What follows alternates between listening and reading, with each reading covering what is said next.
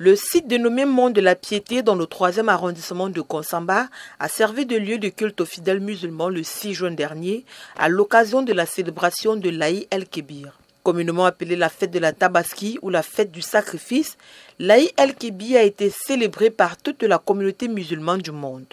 Ici au Cameroun, dans le département du Mungo, région du littoral, hommes, femmes et enfants, drapés dans leurs bongandoura et paille, ont imploré la miséricorde d'Allah. Le prédicateur a saisi cet instant de prière pour rappeler aux croyants la symbolique de cette célébration qui n'est autre que la soumission d'Abraham à Allah lorsque celui-ci avait demandé de sacrifier son fils Ismaël.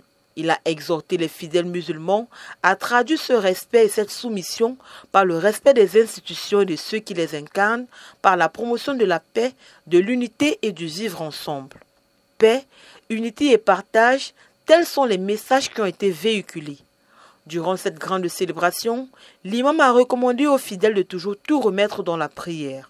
Il a appelé les fidèles musulmans à rester unis et à prôner le vivre ensemble entre les différentes communautés. Il faut dire que cette fête du sacrifice dans le département du Mungo a été l'occasion de démontrer à la face du monde que la communauté musulmane et chrétienne vivent dans la paix et dans la cohésion sociale. Nous joindre la communauté pour rendre grâce à Dieu et à travers donc, les prières qui sont montées, nous avons des intentions pour notre pays, le Cameroun, et ses dirigeants, en commençant par le président de la République. Et les intentions de prière sont également élevées pour les populations de notre département. Que la paix y règne et que la prospérité, la cohabitation entre les religions, les populations se poursuivent, puisque cela est déjà effectif. S'il y a un mot à lancer ou à adresser à la communauté musulmane, c'est déjà de leur souhaiter bonne fête, puisque c'est un jour de fête pour elle, et ensuite de l'inviter à continuer à vivre dans la paix et à œuvrer à la prospérité et au développement du département. À l'orée des élections à venir, la célébration de la Tabaski au Cameroun a rappelé l'importance de l'unité, de la paix et du respect des traditions dans une société où les divergences politiques et le tribalisme tendent à gagner du terrain.